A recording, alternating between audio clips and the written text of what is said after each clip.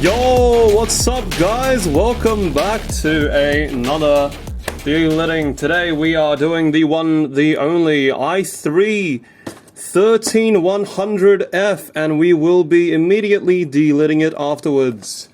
Okay, after this delid we'll actually test it, that's what I meant to say. Let's get that comedy cam out of the way. Anyhow, let's break open the seal right here.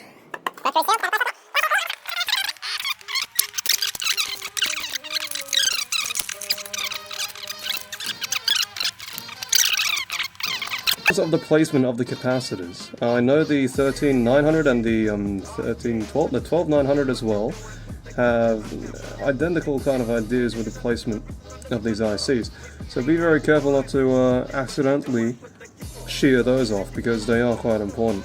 Pretty sure on the die, next to the die, there's going to be one here and maybe one up here somewhere on the corners, but they're not very, easy to clip off, especially when the lid kind of flips over the silicon. Okay, so let's get started. This is very complex. Very high risk. Is $200 of my own investment.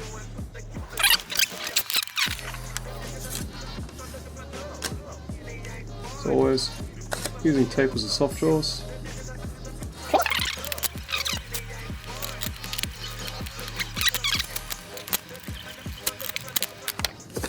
You don't want more than 2 layers, because if you do, you might slip the CPU off when you're trying to deload it. That's not very funny. Okay, so guys, be very careful here. Do not push this in the wrong direction. Make sure that this is directionally accurate. To make sure you keep an eye on these darned little capacitors, or they will be the end of you. Yeah, before I start, I'm gonna say, get a heat gun. Give it a little bit of a warm up, nothing crazy. You'd want this kinda hot to the touch, but not like boiling hot before you delid it.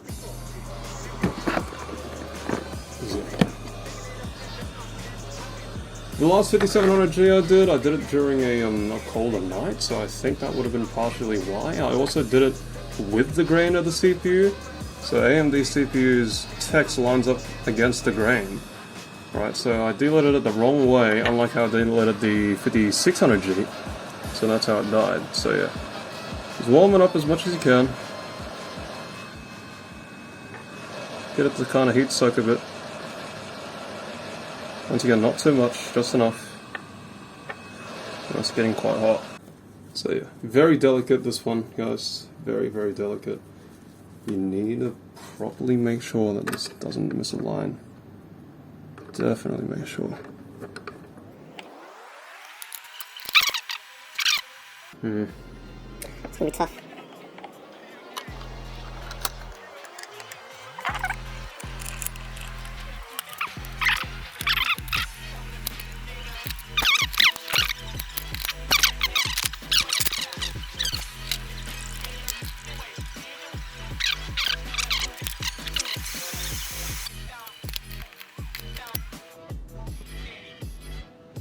So the key with this is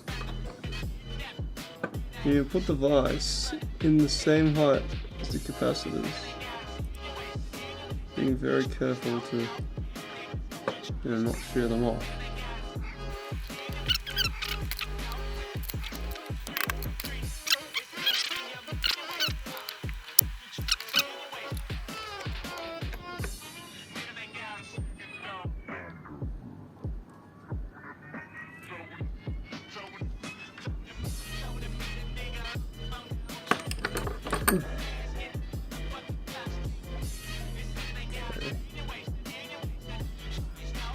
That didn't sound terrible.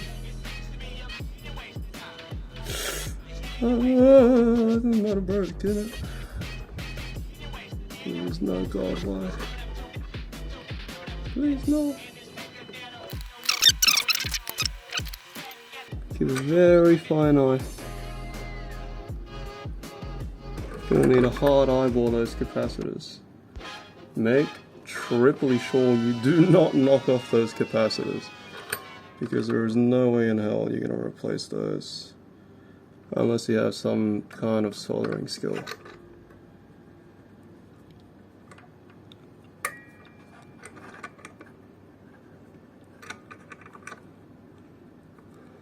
Looks like we've got a hole in one, guys. Look at that. Sliding up and down. That's what you want. That is perfect. Always leave a little bit of space at the end so you don't accidentally clip out the PCB. Always watch these silly patterns.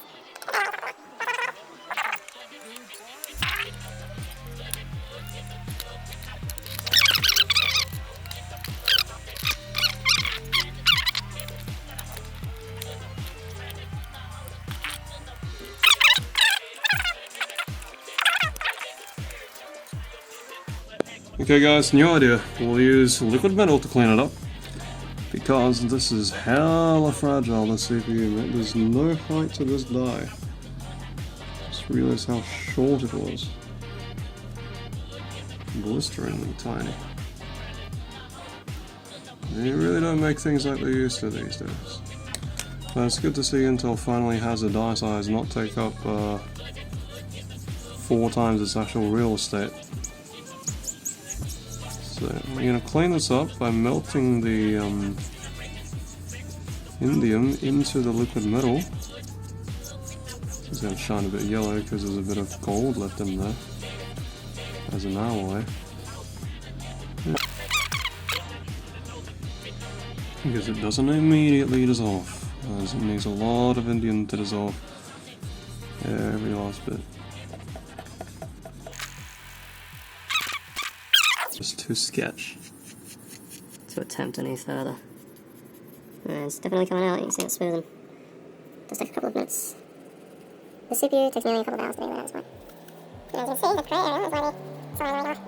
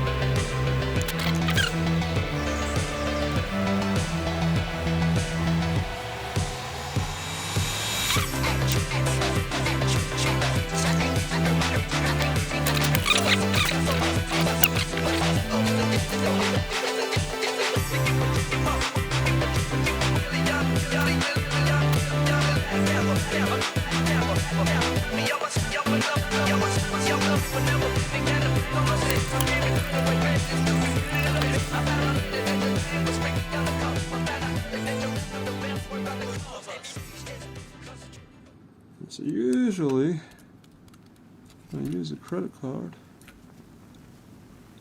and this stuff is hard, bro.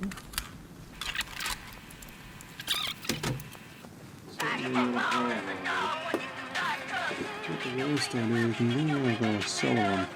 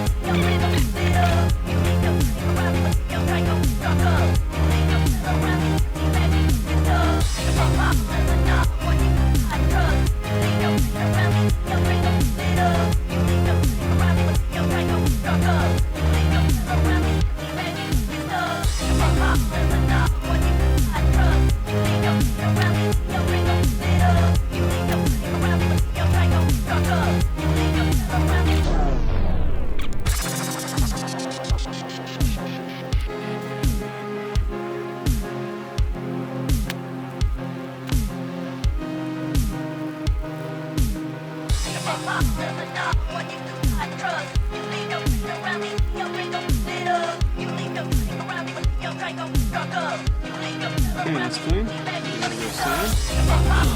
To the table.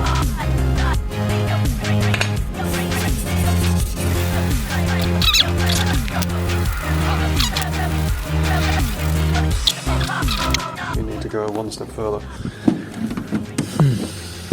Breaking out 320 grit. Been using this ever since that Ryzen video, so it's quite dirty. There is a trick. Gonna add some water to the disc.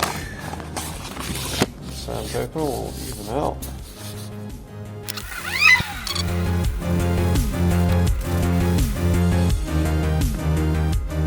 So get this as close to copper colored as you can for the bottom side. The actual lid itself is fine, it's very smooth and very flat.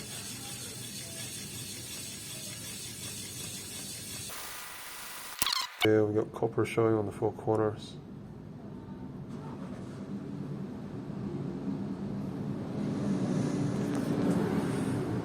We're going to hit the core with some light sanding on 6000 grit.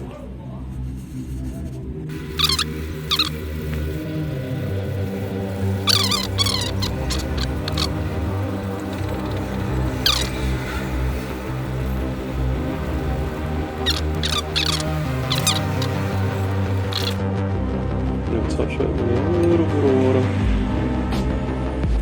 And just wet sand that. Rest it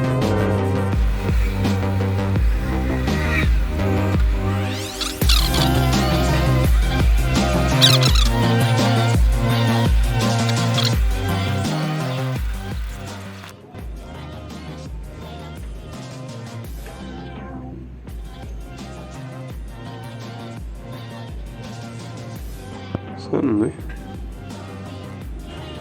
You can see a single reflection of those lights. And it's perfect.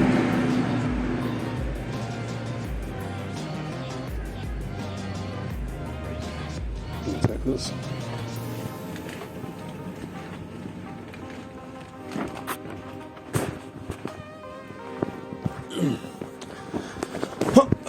Okay, so here we go. CPU. Lid. You can see the roof from that lid. CPU. Beautiful sheen to it. Give it a little bit of a wash. Just get rid of any of the oils on it. We prep for liquid metal. Very important. Now, backside clean, perfect. No lost capacitors. I'm going to put this aside, somewhere safe. We'll look at the lid. Look at that. Wonderful sheen to it. Immense finish. Wondrous. Now I'm going to get a piece of sponge, as I say.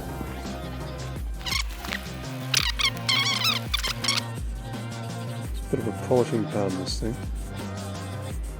Make sure that the surface is smoother than liquid metal, otherwise it acts like a hydrophobic substance. You don't want a hydrophobic surface. Okay guys, last few steps. Now I'm going to apply the liquid metal to both the CPU and to the lid. And then finally we'll close it together. Okay, so you can use a CPU holder for this. It's not a bad start. Slowly ginger my way here to the liquid metal. Grab a Q-tip. Spread end to end, very important because there is high tin content. And you never want the tin to be in the middle of the CPU die, otherwise you'll have spacing between the liquid metal and two surfaces, which means you'll have bad core temps and some hot spot, because there is a tin particle there. very large bank of tin particles. Okay, so same thing with the CPU. Luckily Intel sticks very nicely to the bit now.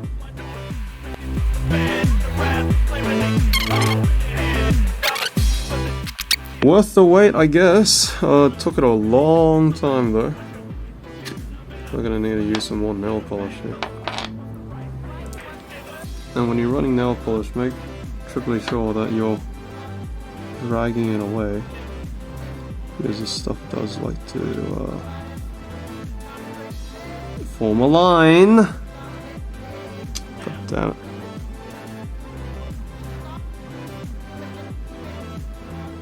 Across the surface. I think it's got a little bit of polymerization there, I don't know why. Get rid of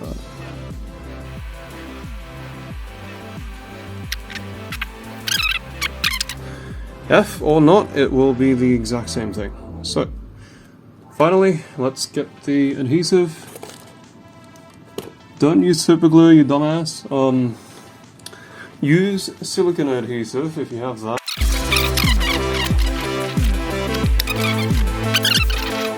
So we're not exactly sure how it's going to align on the actual die itself. I'm going to hope and pray that I've sanded down enough to make a better contact than the original product had. So if you remember how thick that solder was, it was about 1/2 mil or so. And I've taken quite a lot off of this, let's see, top lid. Although it might need a bit more. Anyhow, that is not to discount the fact that there was so much silicone on it as well. That does actually create quite a thick area too. Okay.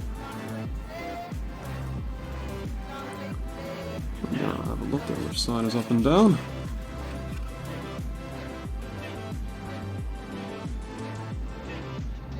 Alright, 3, this is up.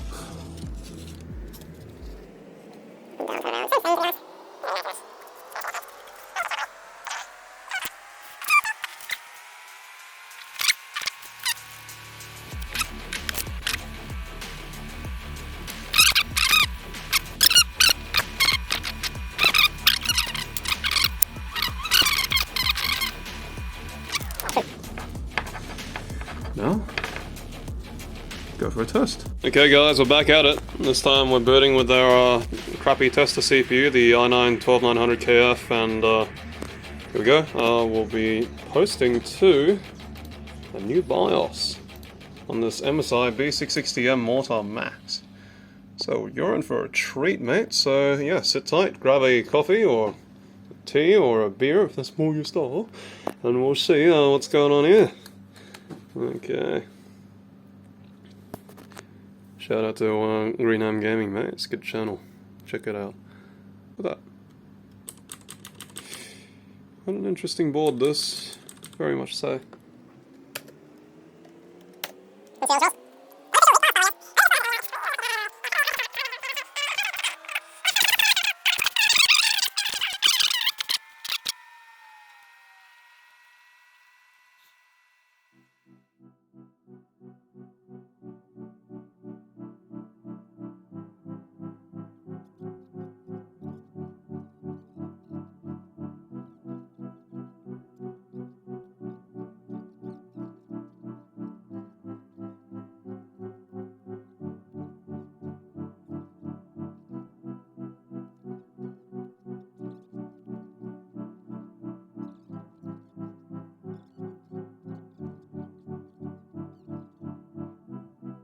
Alright guys, moment of truth.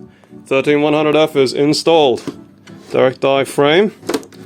Now, let's give it the final truth. The boot tests. Hey, we got training. Come on. Yellow light. That's DRAM. It's going through, guys.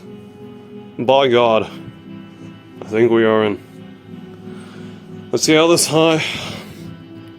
Damn, I think in clock. Let's see, yeah. What it's truly capable of, guys.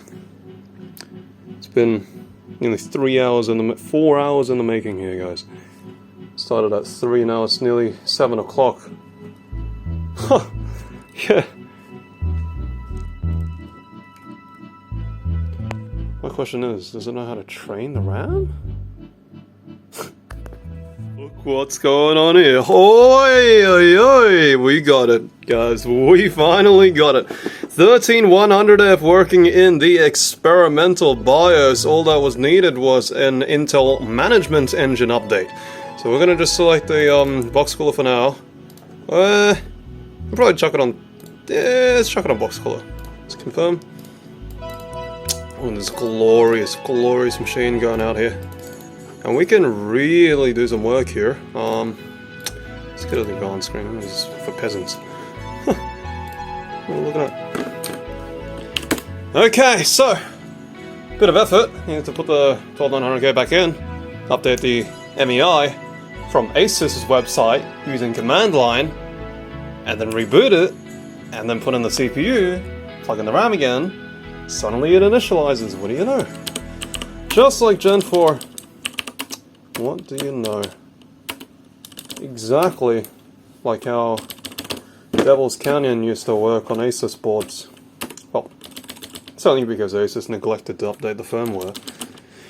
This one is experimental, so it was only suitable up for the 13600 and 13400. Yeah. So we're going to do 5 GHz off the bat here. Of course, there is a limit. The limit is 4.5. Fixed ratio, hyper-threading all, no limits, TDB, whatever, AVX support enabled, 512 is whatever, ring frequency 50,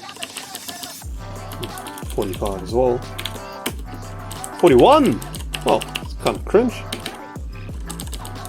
Base clock! Here's the juice.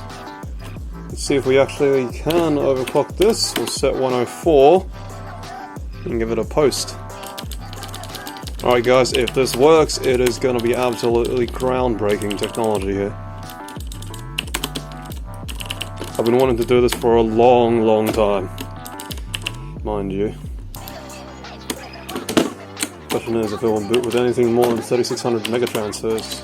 I know the IMC is stronger on the newer gen cards, but I have to really see about that.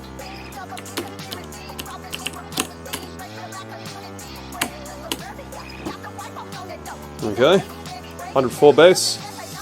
Looks like we got post. The RAM's training XMP. Oh, didn't set the base. That's interesting. Huh? Wait, no way. Change the SA on this?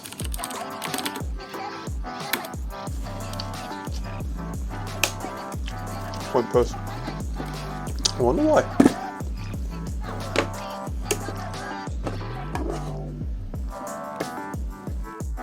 Yeah, no one asked, mate. So here we go. We have 4400 megahertz of RAM running. We got the stock cooler. We got an RTX 3080 running, and a first place benchmark running with the MSI B660m Mortar Max. 32 gigs of Vcolor RAM, which is Hynix, maybe CJR, DDR? I don't know. But yeah. Insane speeds, mate. 4400 megahertz. This does clock to about 4.6 per boost. Back at it again. Now we are currently in Windows with 4400 megahertz worth of RAM, clocked at base clock 102.5. CPU is maxing at about 4.6 gigahertz. If I can get some readouts coming out here. Now.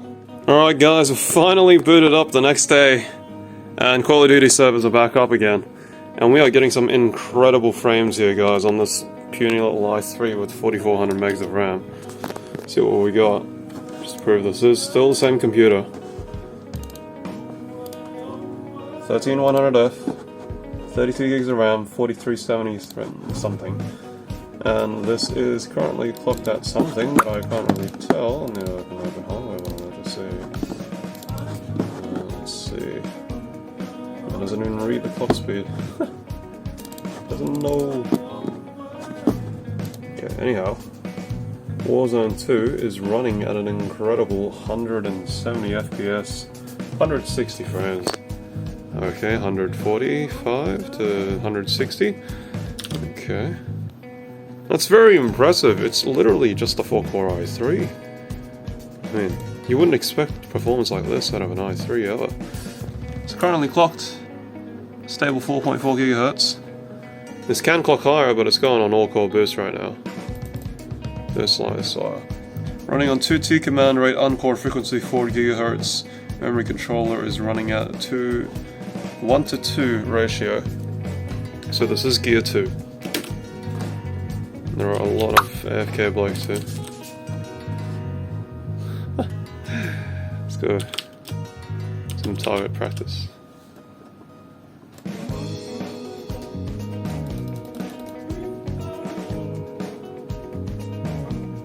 Peek me, you won't.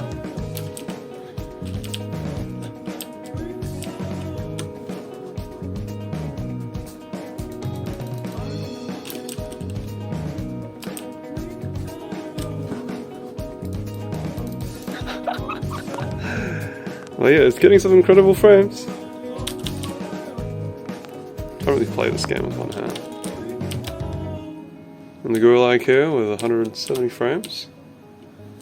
Certainly impressive, guys. This is running on lowish settings with FSR on max. Ultra quality here. Let's try ultra. You'd get similar frames, I reckon. Ultra settings, 180 FPS. Certainly no slouch, mate. This is a 3080 paired with an i3, and dare I say it, this 3080 is not really getting bottlenecked whatsoever. Let's see here. So if we can put some telemetry up on the screen, that'd be ideal.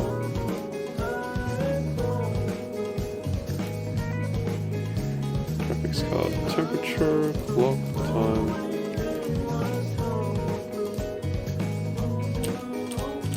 Okay, let's have a look here. 2000 megs clock on the GPU. 52 degrees only. And we are getting some incredible frame rates, guys. Oh yeah, make sure to leave a like. Don't forget to subscribe.